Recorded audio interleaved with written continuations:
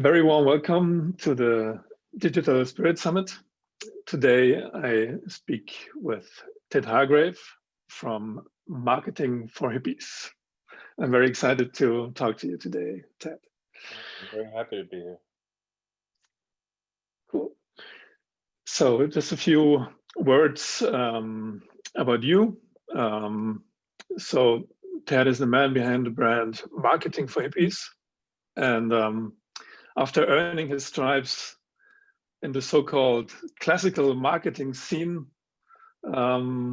he felt something was way off in many of these approaches there. And so he stopped, took a break, and then went on his mission to bring forth more connected, truthful, authentic styles, tools, and models concerning marketing and business building. Ted, he teaches these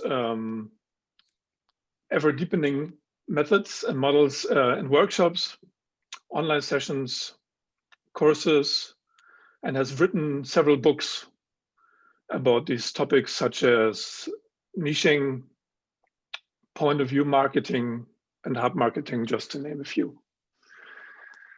Apart from the business side, Ted loves to play theater, is dedicated to healing white history, and runs also occasional nonviolent communication workshops. And as he likes to say himself, he's quite an okay musician. All right, is that so far correct, Ted, or would you like to add something? Well, that's very good, and I'm just very appreciative of your introduction because you put a lot of thought into that, and you put that into your own words, and people often just read from my bio, which is fine, but it's very sweet to hear the thought that you put into that. Thank you very much. So we have aimed the summit for people who are starting out as entrepreneurs, and especially during the times we have now in 2020 with all the pandemic and stuff. There are many people needing to find new ways, and many people starting out with things they have learned in the past. And I've also, talking about my own personal history, I've also begun entrepreneurship several years ago, and I've experienced some of the pitfalls and struggles myself. And so, I thought you were a great fit to talk about, especially the things people maybe need to have in mind when they start out on the entrepreneurial journey, especially in the conscious field, like healers, therapists, and people like this. They often collect their knowledge through workshops and stuff. And when they start out, after they have done sessions with friends, and the friends have given them word of mouth, then at a certain point there comes a time when this kind of stops in many cases. And then the step into the entrepreneurship, they come a lot of new circumstances, things you need to know about. It's not about your expertise, what you have learned when you start out having a business. Many things come into play. Yes. And people are not experts in these things, and so a lot can go wrong. right? And yeah, maybe so I would invite you to maybe, yeah, talk about the 3 or 5 top main Sure. struggles people have, and what would you advise them, or how would you advise them to deal with those? Yeah. Well, thank you. And first of all, I just, I'm so touched by the invitation to be here in this summit with you. I say no to most summits. Uh, I just usually don't feel the draw. Often I get the sense that I'm a cog in their marketing machine. They're inviting me to be a part of their summit, uh, having no idea who I am in particular, or thinking in some way it will, I don't know, benefit them, but I don't feel a real resonance. And I'll just say, as soon as I saw your invitation, I got excited and I said yes. Um, I said this in the email to you, but I've just peripherally, I know we've been sort of connected on the strange internet, and I've just always appreciated your vibe. And it was such a treat. I was like, oh, I get to do something with this guy. I don't even know who he is, but I like him already. And And that's sweet. yeah, well, so yeah, I'm very happy to be here, and I'm just wishing you well on this summit. The second thing to say is, um, yeah, on this issue of the lockdowns and that making it very difficult for people to get together in person sometimes. And so then how do you do work if you're a body worker, you're a yoga teacher, you're doing something that would seem to require as a minimum necessity that you being with people. Of course, now a lot of people trying to take it online, and so everything I'm going to be saying, I think, relates to that, and I'll sort of extra focus on that. And I just want to acknowledge that there's a consequence to it going online. Um, so there's a bigger thing that we'll get into, but this online world is not consequence free. It's not consequence free for the planet. Uh, there is an environmental impact to all of this internet stuff that is often missed. And there's, even as you were speaking, it struck me the cultural consequence of this is that a lot of online stuff will be happening in English. And here you are, and very, very graciously interviewing me in English. As I said before, ich habe ein bisschen Deutsch, ich kann ein bisschen Deutsch sprechen, aber es ist nicht meine erste language, So it would be very difficult for me to do it. And you're very kind and gracious to do an interview and have a conversation in a language that's not your first, where you have to be translating the whole time. And for everyone who's listening, where English isn't your first language, just my gratitude to you, because it can be exhausting. Being on Zoom is exhausting, but to be on Zoom in a language that's not your own is more so. And so there's all of that. Okay. The very first thing, of course, for those of you who are finding yourself in that very daunting, um, possibly unhappy circumstance of needing to take your work online and to find a way to translate it onto the internet. Um, Most importantly, my commiseration to you. This is not necessarily easy or intuitively obvious what to do or how to do it. But where it starts is with this question of niche. And I'll say the upside of all of this is that any work you do around niching to bring your business online may still last and have benefits, even if you decide to take it offline and just do the live stuff at a certain point. So when I say niche, what I mean is this, and I got this from a colleague of mine, Bill Barron, 15 years ago. And his idea was, your ideal client is on island A. They want to be on island B. Now, island A, they have some symptoms, some problems, some struggles, things. They're very aware of it. It's not lost on them that they're on island A. They think about it all the time. Back pain, migraines, heartbreak, I'm broke, etc. And island B would be the result that they're craving. And the craving is the thing, not just something they know intellectually, but I need this. And of course, I think for a lot of people listening, island A is I don't have enough clients, and maybe I'm even scared I won't get enough clients. Island B would be enough of the kind of clients that I really want to work with, and done in a way that would feel good to me, without being pushy or manipulative. So that's the framing. And our business is like a boat that could take them from one island to another. And I think that understanding is very important, because so often, as you said, people, they're expert in the boat. They know all about the boat.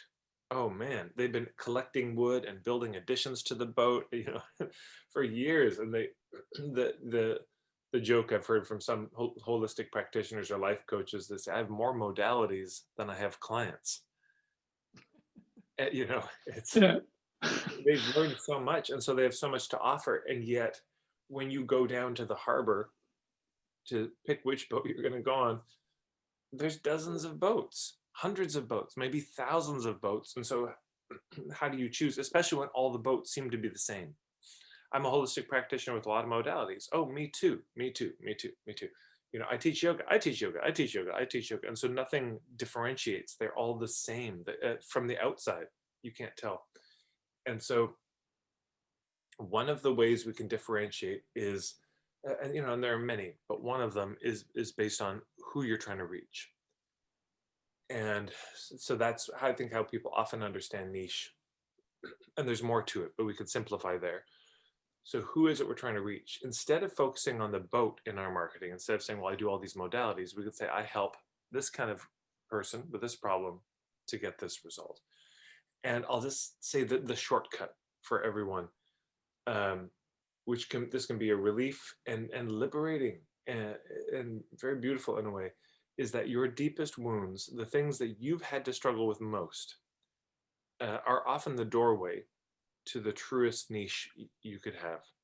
So if so for me, I'll say out of high school, I got involved in the kind of more mainstream conventional sales and marketing. Some of it was wonderful. I still teach today. And some of it was the pushy, aggressive, manipulative thing. And, but I was 18, so I did it. I didn't know any better. I just thought that's what you have to do. I didn't sleep very well. I got feedback from people. And I just thought, well, I'm just not doing the technique well enough. I'm not closing the sale hard, and I'll get better over time at this manipulative stuff. And yeah, I don't know. And so it was very painful to go through it. But now I run marketing for hippies. So this wound that I experienced early in my life has now become this gift that I can give, because it took me a long time, but I unpacked it. I learned. I was fortunate enough, really, to just come across some resources and teachers and perspectives that helped me see marketing and sales in a completely different way, helped me see where I'd been trapped, where I'd been stuck, what I'd been doing wrong. And so for a lot of us, this person on Island A, they're going to be the person you were 5 years ago, 10 years ago, 15 years ago. That's who it is. And so that makes marketing suddenly very easy. So for people in the healing arts, life coaches and holistic practitioners, it's really helpful to try to remember, isn't it interesting how much of marketing can be memory? Because you're trying to remember, what was it like for me then? How did it feel? It's easy, once we get over it, it's easy to forget how hard it was, how difficult it was, how painful, how hopeless the whole thing felt, that you would never change whatever it was. I'll always be broke. I'm always going to be unhealthy. I'm always going to be lonely. I'm always going to be stressed. There's no way out.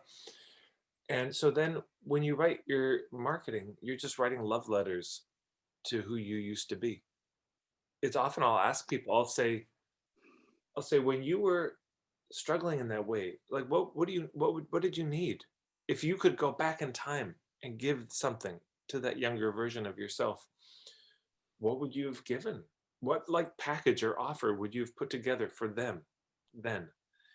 And they always know. Why? Because that's been the last 10, 15 years of their life, is gathering all that up. And so that becomes your sales letter. That becomes your, and somebody says, so what do you do for your work? And instead of listing a million modalities and saying, oh, I do this and this and this, and as a starting point, because it's not as many people care as we wish they did. But instead of saying that, you can say, how there's some people and they struggle with this problem and they feel this way about it. They're in this kind of moment in their life. Well, what I do is I help them get this result. So I'll give some examples of what that can sound like. So how a lot of healers struggle with their marketing. They don't have enough clients. They know they need to do the marketing and they hate it. It feels gross. They just don't want to do it. They don't do it, but they know they need to, and they just feel torn. But what I do is I help them figure out a way to market that actually could feel genuinely good to them and good to the people to whom they're marketing. That'd be one. That'd be something I might say. Another one might be, how there's a lot of parents and they really struggle with being either too authoritarian with their kids or too permissive with their kids. So what I do is I help them figure out parenting strategies that feel just right and to help them stay loving and calm and centered, even when their kids are testing them the most. How a lot of people feel like their finances are just such a mess. They're all over the place and they feel ashamed about it. Well, I help them, within 1 year, get their finances completely organized to a place where they actually feel very proud and confident in the status of their finances. How a lot of there are people, this is from somebody who's in my mentorship program. People, they have these symptoms they can't explain. They go to the doctor can't explain. Go to the naturopath can't explain it. And they're starting to think, maybe this is emotional. Maybe this has something to do with past hurts or traumas or beliefs, but maybe there's something emotional going on, and that's what this is about. That's why the doctors can't find it, but they don't know where to start looking. They don't know how to, they have the suspicion, but they don't know where to begin. I help them get to the roots of that stuff. Mm-hmm. So those are, I guess, 4 examples. That's what it can sound like. So if you hear it, you're just telling a story, of a very small story of who you used to be, probably the way that you used to struggle. And when people hear that, it doesn't land as a marketing, because if somebody says, what do you do? And you say, I help empower and transform people through new paradigms or whatever, you give this jargony thing, that sounds like marketing and people will just back away. But if you just tell the story, so this is the place to start. And the last thing I'll say about it is, I call this the inverse law of geography. Inverse meaning kind of upside down, meaning if you live in a very small town, by necessity, your niche is going to have to be pretty broad. You can't, in a town of 100 people, focus just on back pain, because, Henrik is the only person in the town with back pain. It's like, Henrik, you're going to have to hire me every day. I'm sorry, you're my income. So you can't niche. You're going to have to probably be a generalist and maybe even have a few jobs, and there's all that. But if you're going on the internet, you want to niche so tight, so narrow. Because why? There's billions of people on the internet, and nobody's going to go to a website and say, hey, I found a life coach on the internet. What a rare find. This is unlikely. So we niche very, very narrowly. And if you're in a town like London, England, or, something like this, well, that's somewhere in between, if you're going to market just locally. So I'll stop there. That was a lot. Yeah, well, it was very touching, and was what really struck me was the love letter to a former self. I think at least I can very much connect with that, and I think that's a very, very nice bridge for a good tip for many people to, Yeah. to, to find the channel, what and how to address. Like, let it flow from, the own experience. And Yeah. We often become the adults who we were seeking when we were younger. Mhm. It's one of the mysteries of healing. When you were younger, you needed some adults that you didn't have. And then you look back 20 years later and you say, oh my God, I'm that person now. I've become the thing. I've become the medicine that I needed. Robert Bly, the poet and author, he said in a poem, this isn't the whole truth, but it's a beautiful thought, is if you haven't been fed, become bread.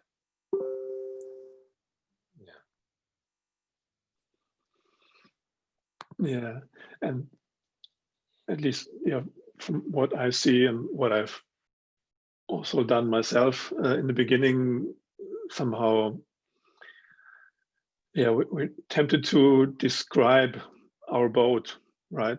Okay. Instead of looking more for which people we can really help or want to help, or for which people we are a good fit. It's more like describing of the modalities. Yeah. And Yeah, it's true. This is what I see so often. People list their modalities and talk about them. And it's not that it doesn't matter. There are people who will care. For example, I went through something traumatic years ago, and I was looking for a trauma therapist. And I just read Peter Levine's work on trauma. And so I was looking for somebody who did that modality of somatic experiencing. And I was looking, I found somebody, and they had somatic experiencing and nonviolent communication. And those were two modalities. And I thought, oh, that's perfect. That's the combo I want. So it's not that it doesn't matter. It's just that it's done. People do this all the time. It seems to be the crutch that people lean on. And one of the challenges I give people is try to explain what you do and never name the modality. Just don't say it and see what else you can say. Because it'll just probably be more compelling for most people.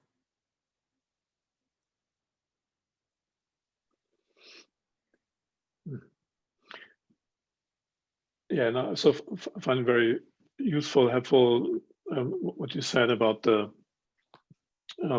market you're in, right? When you're in a small town, and you maybe have the personal journey would be to treat only back pain or emotional stuff related to that. So to say, it's not really. It always has to be some kind of the need meets. Yes. It needs to meet the need. what you do, right? And I think this is also, as you said, with the internet, it makes it very much easier. I mean, easier in the sense of that the potential market is bigger, but also, it's feels kind of a vast universe, right? And people tend to be a bit lost in that as well, right? Yes. Yeah, and that's the thing. People are wandering around homeless on the internet looking for that perfect fit. And maybe this is actually a good thing to say, that this is probably the most important thing I ever distinction or shift in my thinking about marketing that I ever had. And it came from a fellow, Ari Galper, who at the time his business was called Reverse Selling, but now it's unlockthegame.com. And he was the first person who helped me see why marketing felt so terrible and how it could feel good. And his basic idea was that the reason marketing feels terrible is because the hidden agenda is always to get the sale. And that is explicitly taught in the marketing training. So you get this double whammy of there's this agenda to get the sale, to get the people to buy, to get them to say yes, to get them to sign up for your thing. That's the agenda. That's the goal. So that's one trouble. But the bigger trouble is that that is covered up. You're taught sort of how to hide it.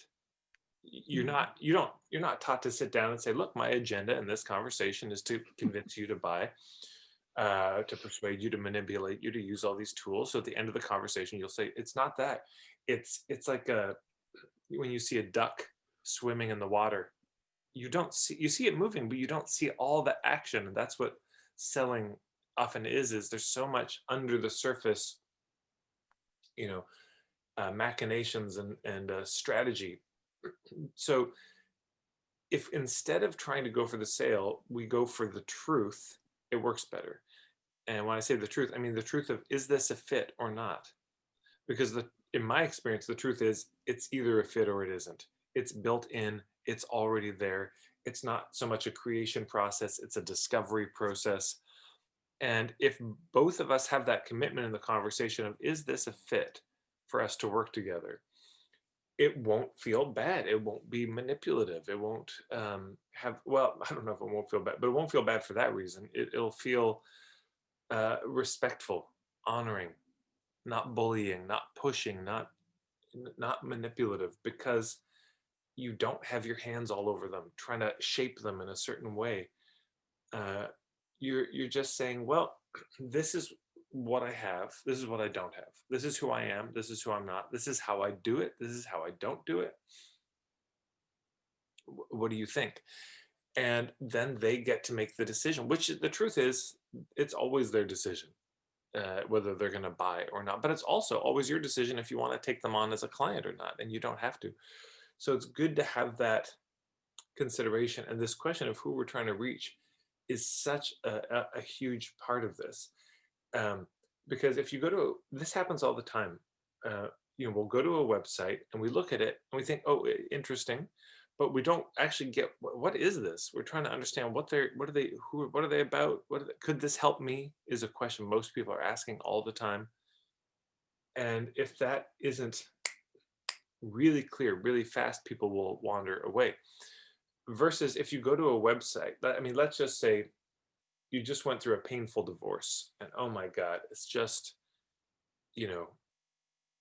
destroyed you. And you go to a website and the headline says, are you going through a painful divorce that's almost destroyed you? Or something like that. Oh my God, that's me. And that's what we want our marketing to say, or we want them to say about it is, that's me, not, oh, that's nice. Well, that's nice. You have all those modalities. Oh, that's so nice. You go get them, Tiger. Good job.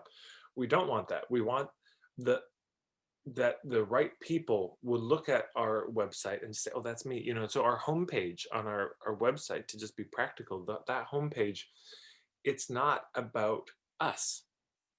It's about them.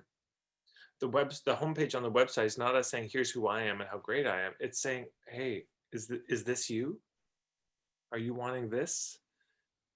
And doing it, there's a way to do it where it sounds like a TV commercial, but there's also a way to do it that sounds like a love letter, where you just say, hey, if that's you, you're in the right place. And then there's more on the marketing of how do you go from that point. Once the relevance is established, how do you build the credibility with them so that they might even consider working with you? But that's the starting point. There's three things that need to be established in marketing. There's the relevance, there's the credibility, and there's value. So relevance is just, oh, that's me. Credibility, I trust you. And then value, that's worth the money, and then some. So those three in that order. You have to start with the relevance. You can't skip it. You can't say, do you trust me? To do what? Too late. Get in the car. You can't just hijack people and their trust. So another way to say that, a fellow, I think his name was Jeffrey Davies, and man, he said it better than what I just said. And I'm envious because it's also alliteration. It all starts with the letter P. There's the problem, the premise, and the promise. So there's the problem. Can you articulate what is Island A? What is the problem in such a way that they would, again, say, that's me. What's the premise? This is very big. This is the point of view marketing you referenced earlier. where you say, look, you want to get from island A to island B? Here's my approach. This is my take on it. This is my philosophy. This is my understanding, my plan, my strategy, my general way of going about it. This is the route I would take on that journey. These are the principles I'd follow. This is the map that I use. All of that is the premise. So if you think about it, I mean, let's just take the issue of cancer. Well, how many opinions are there about how to heal cancer? I mean, damn, how many premises do people have? So this is a very big deal. And then the last is the promise, and that's here's the offer. Here's how much. Here's this for this much money, etc. And this premise piece is so important. And this is also one of the other things that can really free up your marketing and have it feel good. Because it's funny, if I say this at workshops all the time, it's always the same response. I say, okay, I want you to imagine in a minute, I'm going to have you each come up and you're going to have 1 minute to convince us to hire you. And I pause for a second, and people just, you can see the terror in their, and I say, we're not going to do that. And everyone laughs in relief, like, and I say, isn't that funny? You're at a marketing workshop.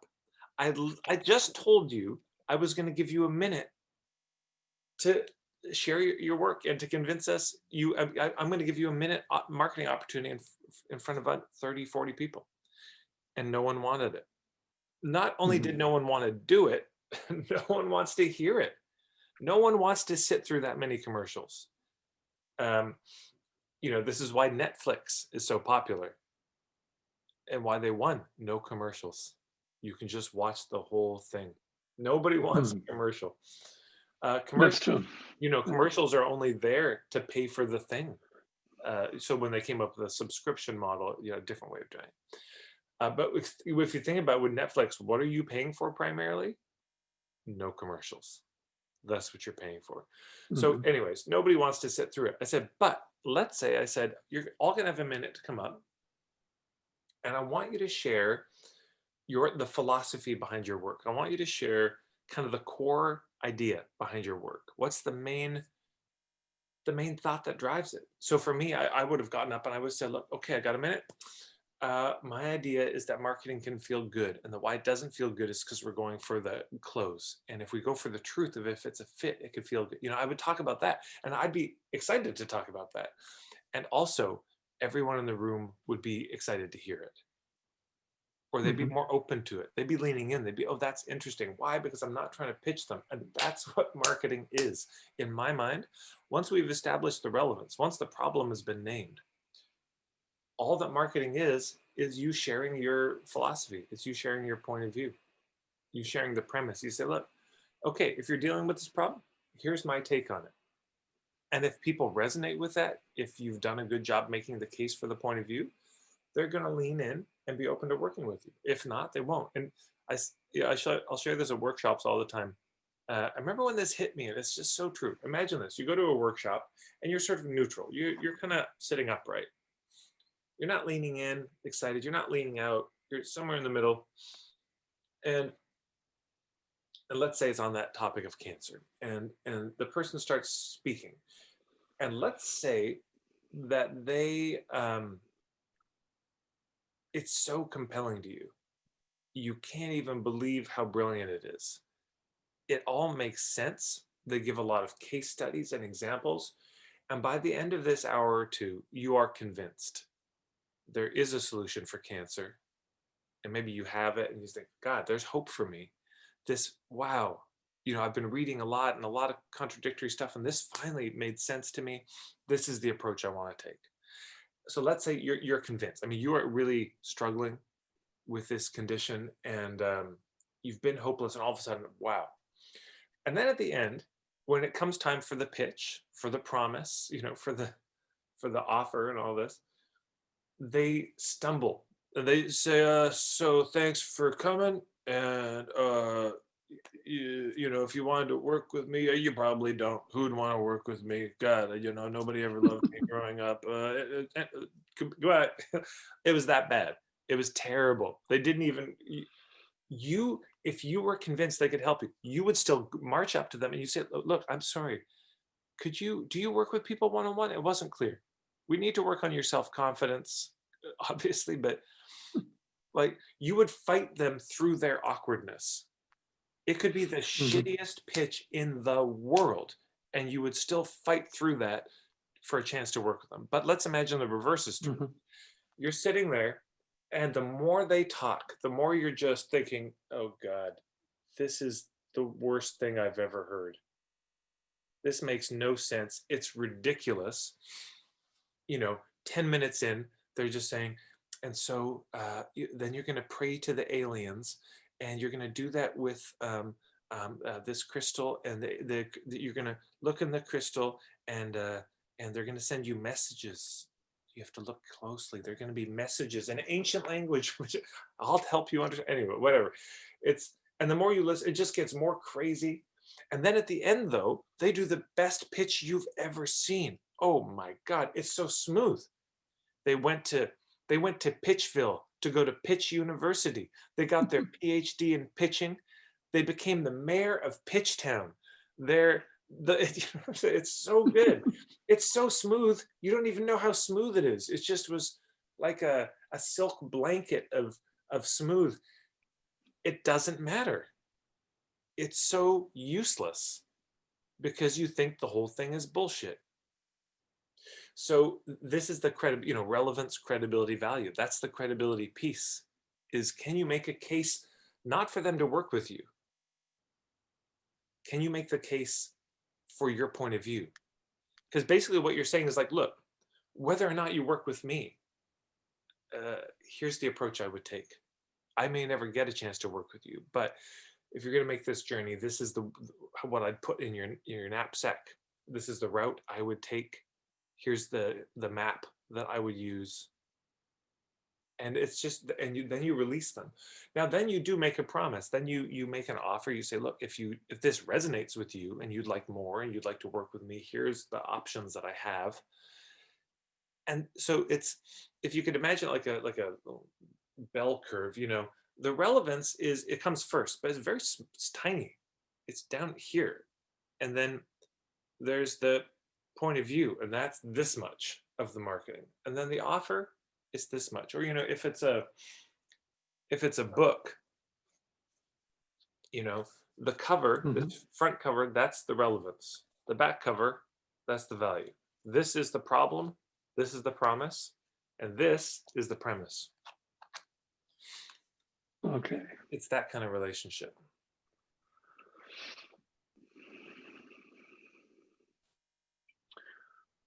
Yeah, wow, that resonates a lot. And I think this point of view, I think will make sense to many people. And that's one of the main things you teach in your workshops and sessions. This is one main pillar, or what would you say is are your main kind of focuses when it comes to coaching people? Yeah, I have a mentorship program where I work with people more in depth, and that's really those two things, the relevance and the credibility, the problem and the premise. That's 90% of the work. And the last part, I would say, just as a practical piece, you mentioned the book Hub Marketing at the beginning, and that's the other thing is, if you could imagine, there's 3 levels of marketing. There's a kind of cold level, a warm level, and a hot level. And the cold level is, I think, how most people think about and approach marketing. The cold level is you just talk to strangers and try to convince them to buy your stuff. And it's hard. It just doesn't work that well. It's, if people have struggled with it, you're not crazy. That's difficult because there's no trust. So I would just put a big extra that I wouldn't do it very much. The warm level is this hub marketing. It's this idea that your ideal clients, they're already somewhere. They already trust someone. They already are reading something. Their attention is already, that you can find them, in other words. And that there are certain people, places, events, media where you could locate your ideal clients. They're not just scattered randomly around the world. So this can save a lot of time and effort.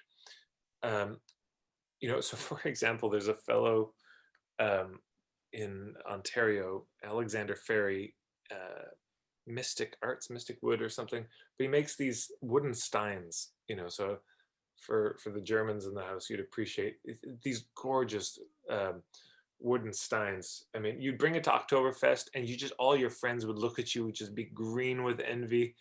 Um, it's so beautiful. They're made with cherry wood, glued together, sealed at the bottom with beeswax and pine resin. And oh man. And so I was talking with him. I said, how do you market these things? What's worked best? And for some reason, it hadn't occurred to me, but he said, of course, beer festivals and then also music festivals as well. But one of the things he would do at and this is so smart. That's the hub. So you see what I'm saying? Instead of just sitting on a street corner with these steins hoping to sell them, well, where do people a beer festival. It's so obvious once you hear it. The other example, I don't know if in Germany, do you have girl guides? Like they sell cookies? In North America, that doesn't really ring a bell. okay, in North America, we've got the Boy Scouts. Oh yeah. We've got the Girl Guides, and that's the female version. And the Girl Guides, one of their fundraisers, they just sell cookies. They go door to door knocking, try to sell cookies as a fundraiser. And this is everything you need to know about hub marketing. Is I've seen it a few times. This has been done where Girl Guides would go outside of a shop that sold weed, that sold marijuana, and set up their stand selling cookies. 1 hour, all their cookies are gone. People coming out. That's very smart. It's so that's how hub market. So anyways, he would go to these beer festivals, and then he would find somebody, either a friend he'd bring with him, or he'd just find somebody who seemed to have good vibes and who's very gregarious. And he'd say, would you like to just carry this stein around all day? So a person would say, great. He'd walk around with a stein, or a couple people. And then the best part is when they'd go for the little samples of beer, they usually just give you, at a beer fest, just like that much beer, just to get a taste. But they would see this stein and they say, this is amazing. And they would fill up the whole thing. So this person by the end of it is completely trashed walking, but he's got this stein. And people are saying, where did you get that stein? It is over there. And so that's how he would get the traffic. How did you sure, you're at the beer festival, but how did you get people to come to your table? Because there's hundreds of tables often. And that was how. So that person, you see what I'm saying? Somebody who's extroverted, somebody who has that good-natured bon vivance, that they are a bit of a hub just by their nature. So that's the warm level, is you think about who's already connected to my people, and could I build a relationship with them, and they might introduce me to their people. So instead of me emailing individuals, pitching them, this hub emails their list and says, let me introduce you to. And then the hot level, of course, is that you have become a hub. Now everyone knows who you are. You have a reputation for handling certain issues. And, people say, oh, you're going through heartbreak. Man, you got to go to this person. They're the one. Oh, you're broke. You go to this person. Oh, you're having panic attacks. You go to everyone knows. That's the gift of the niche, taking us back to the beginning, is you have something very clear like that, a clear journey that you take people on, something you can be known for. This over time, this takes maybe a few years, but over time, that becomes the marketing, is the word of mouth. People just talking about you all the time. Why? There's a few reasons. One, it's simple to remember because you just do this, you have this focus, a specialty. But second, and this is very important, is because you have focused on a particular something, you've gotten very good at it. What a lot of healers do, and this is one of the pitfalls, I would say, is in trying to help everybody. Well, everybody means a lot of different issues and problems. So people come with all sorts of different things. And so you're freestyling it, you're winging it all the time, you're improvising, you're trying to come up with a solution for this thing you've never seen before. And it's, now this can have a role if you're the local village, healer, and Sure, but in terms of a business, it's much easier if you, um, let's say you say, I'm going to focus on endometriosis, or I'm going to focus on this particular thing, or help people who are in this particular moment, because in finding that, yeah, you start to come up with a plan, you come up with a process, you come up with a protocol for that situation, and it gets better and better and better. And because now you've worked with hundreds of people with that condition, you just start to know that condition inside out. So you're able to diagnose people even better, make more accurate, yeah, diagnoses, and help people better. And it's helping people, if you want word of mouth, you help people get better. That's where the word of mouth comes from. People Mhm. actually get a result. it, Nobody's going to say, how was that healer you went to? Oh my God, amazing. You know what happened? I went in, I lay down on this table, I closed my eyes, and I couldn't see what was happening, but I felt a little more relaxed by the end of it. It was amazing. It's like, was anything cured? Not that I know of, but I did Not notice. yet. Yeah, but it might come. I think so. It's coming. I can feel the healing on its way. I did feel rested after, like, nobody's gonna rave about this. But if it's, Mhm. I went in completely tortured about this relationship that ended, and 3 months later, the heaviness is completely gone. It's a miracle. I was stuck in that for 10 years. People do talk about that. So, Mhm. but that is more likely, I would submit, to come from doing something in particular. Not trying to be a butcher, a baker, and a candle maker. You're picking the one thing in the marketplace. I'm not saying we should be hyper niched in our whole lives. That's probably one of the sicknesses of modern culture. But uh, just as business advice for being online, boy, the more we focus, the better. And the more word of mouth we're likely to have, the easier it will be to even find the hubs. Because hubs for what? For people who are unhealthy? Not so easy. Yeah. Hubs for people who are struggling with this thing. Suddenly you realize, oh, there's a podcast. Wait, there's dozens of podcasts about it. There's a few magazines dedicated to this. There's all these blogs. There's so many things out there that where these people already are. There's other people they hire sort of in conjunction with the work I do. Man, I could partner with those people. If you sold cloth diapers,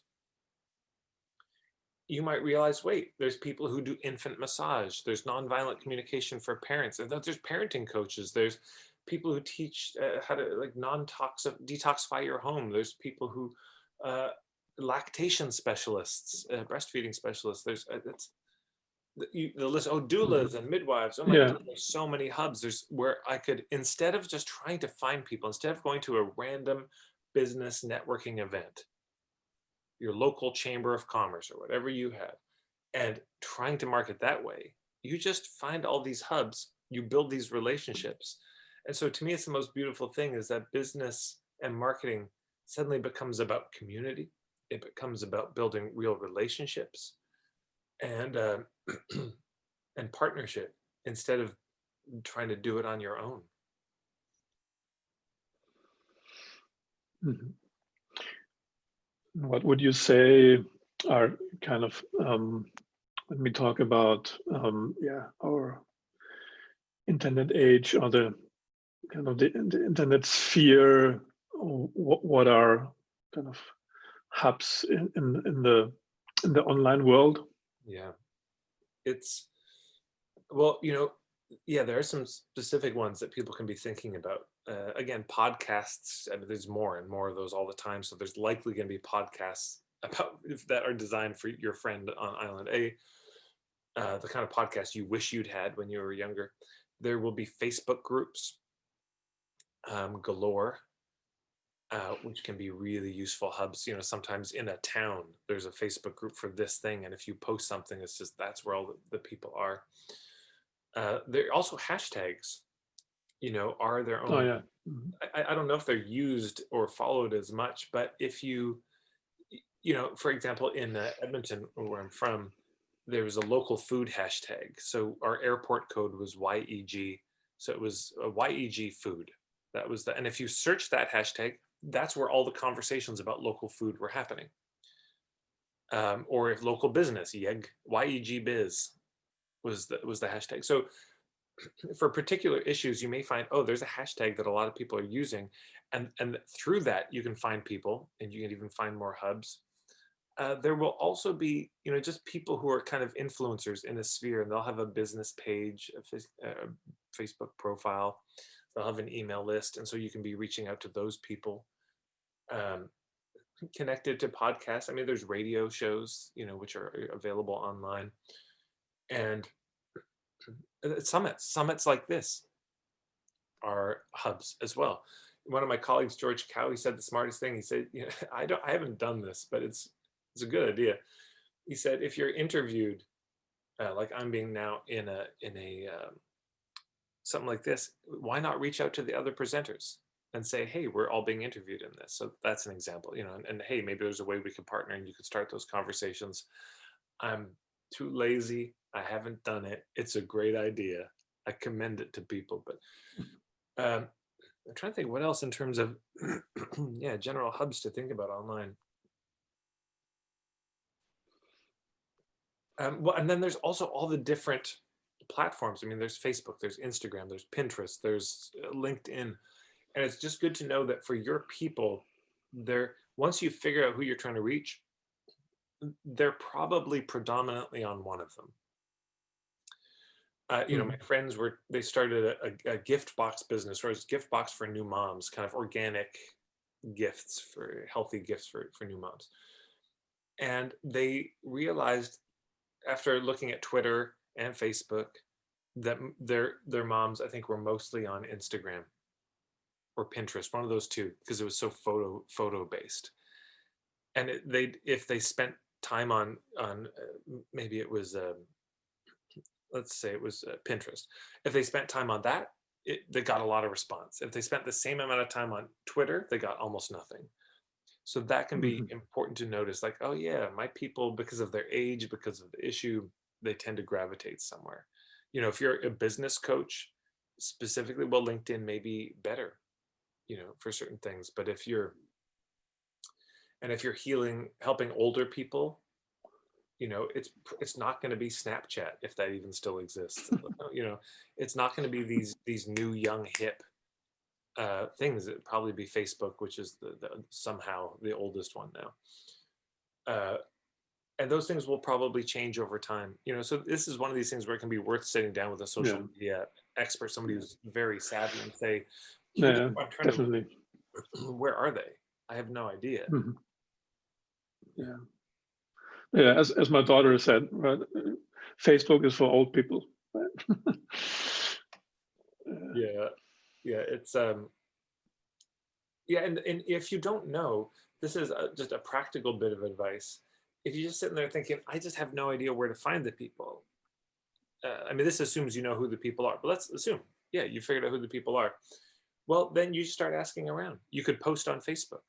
You could say, hey, old people.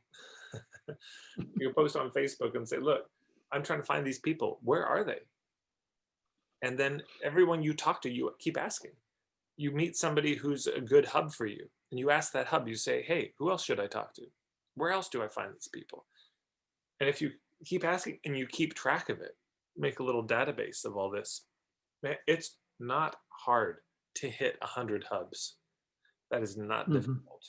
It seems impossible abstractly, but once you sit down and you do it, it's not so hard to come up. And then you just reach out to them.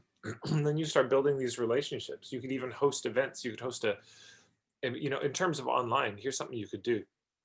You could find a lot of hubs that are all connected to let's say you want to work with, I don't know, pet owners who are into permaculture. I don't know, like you get real niched. That's a terrible example, but you pick some hyper niched something, or no, well, now let's say you say, I'm going to focus on, yeah, people who are spiritual and going through a divorce. And then you find, oh, there's lots of other people who help in different ways with this, that are complementary to each other, that aren't competitive to each other at all. There's lawyers, maybe. There's conflict specialists. There's healers. There's people who work around forgiveness. There's even fitness trainers, maybe helping you deal with the stress of it. There could be all sorts of things. And then you map that out. You pick your top 20 you're most excited about, and you say, look, I want to host a Zoom call. We all help this person on Island A. We all have the same market. And, they're going to be asking me for a fitness trainer. They're going to be asking me for a therapist. And that's not what I do. And I just thought it would make sense for us to all talk to each other and learn about each other's work. And I've kind of done some research, and you all seem pretty cool.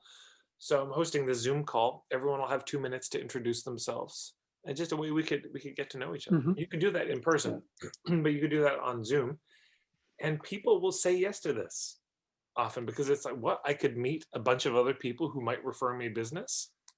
I just have to show up. Sign me up. I've done this live and in person. So you see what I'm saying? And then you get this community built. You get these connections. Everybody wins. Everybody benefits, including you. I promise you this: by the end of that hour, you would know exactly who you want to follow up with. You wouldn't be confused. You said, these 5 people, man, based on their vibe and what they said, I'm in.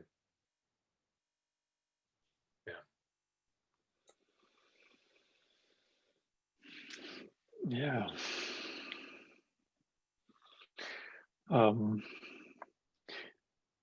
Maybe to round this up, or to bring somehow this kind of a last question. Many of the things that people encounter and that we have talked about, there are also there's also kind of the inner game involved, right? Even though you have good advice and good strategy and tips how to approach it, for many people it's still difficult to show up with what they do, because of some inner things. Is this something you take care of yourself, or give or work with the people, or is that something where you draw a line kind of and refer to other coaches?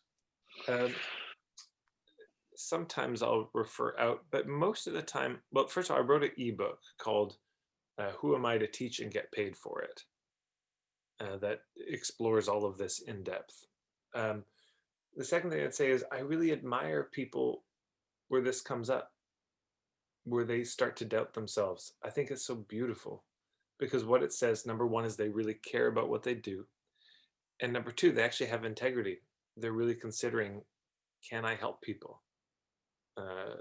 I'd way rather that than people who just think I could help everybody with everything.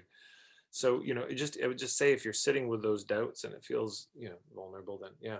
And if you're feeling vulnerable, to me, that is a really good sign that you're on track. Because this actually, just yesterday in a call with my mentorship group, she was saying she's done this work where she had a modality called Koya. It's a dance movement kind of modality. And not that she was hiding behind it, but that was her sort of costume. I teach Koya, I have this modality.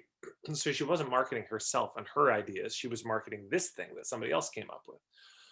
But now she's coming up with something that's hers. And she feels so vulnerable about it. She's saying, for the first time, I feel scared that people will reject this, because it feels so personal now, like they'll be rejecting me. And so, I don't know always the way through that, other than to affirm it's a beautiful sign. it means you've actually found something so precious that you care about, that you would be nervous about it. And just to affirm, it's okay to be shy, to be nervous, to feel vulnerable. Every artist feels that.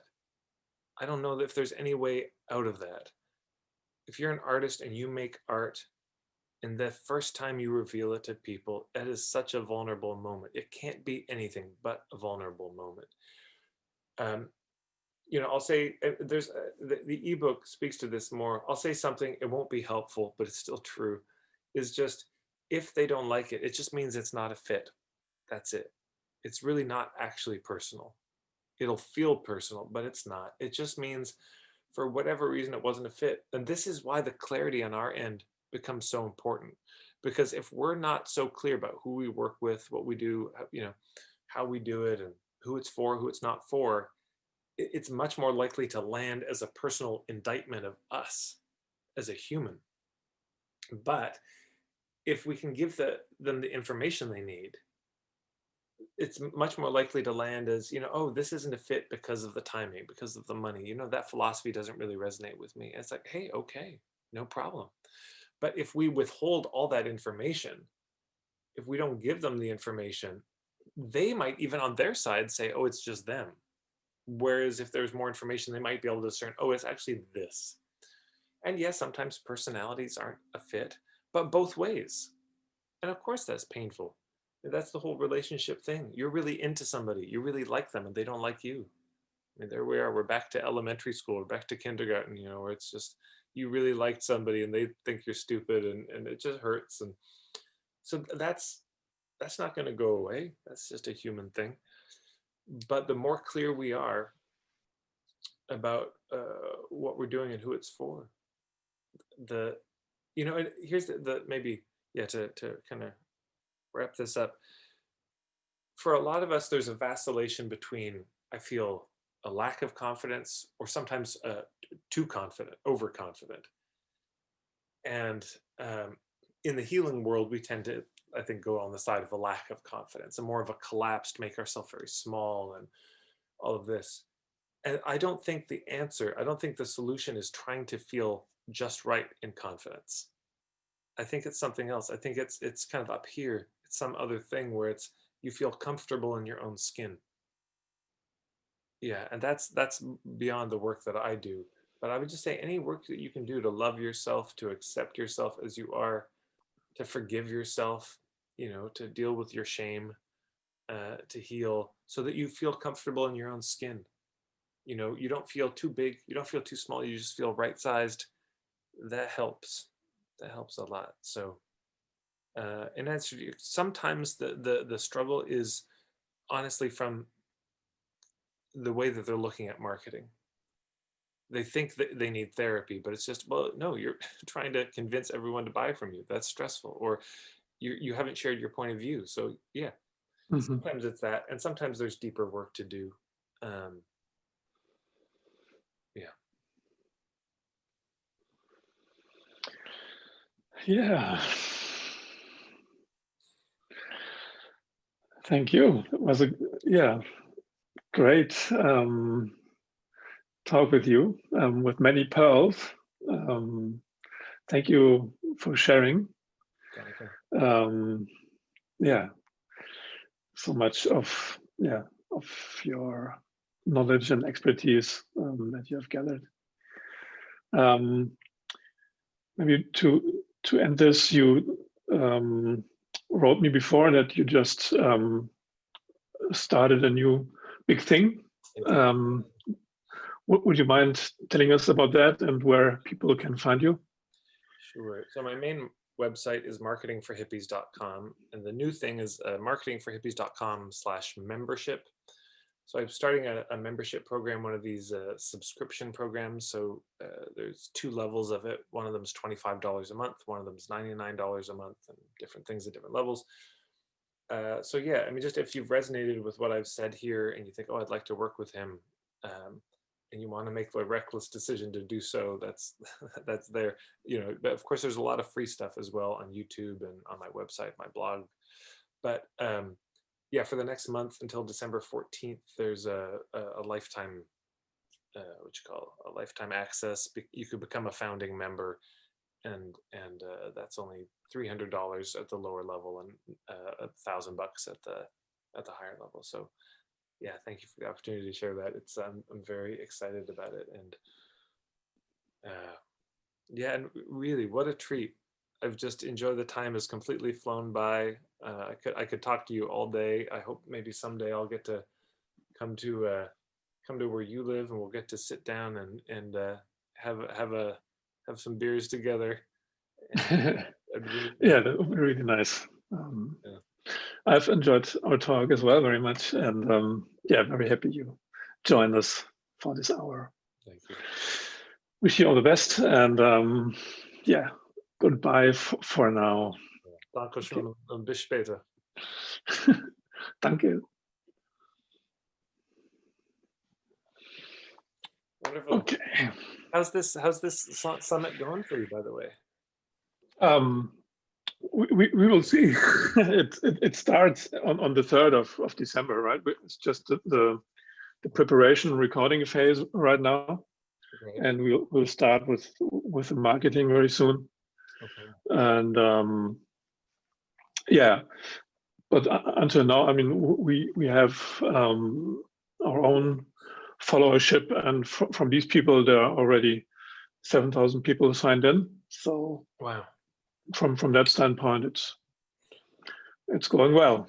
You know, I'm having a thought, which is if I were to upload this video myself and email it to my list and say, look, I was just interviewed as a part of this summit. I don't know if this is the best approach. I'll share it. This could be a terrible idea, but yeah. I was thinking, email them with this video and say, look, I just had this video. It was a really beautiful conversation. I think if you watch it, you'll get a sense of why I like this guy, and you'll want to check out the rest of the summit and the people that he's gathered. That's one. Or you know, another possibility is I could share a teaser of it. Yeah, we will produce a trailer anyway, kind of 30 seconds trailer, yeah, which we will use for marketing anyway and send it anyway to you.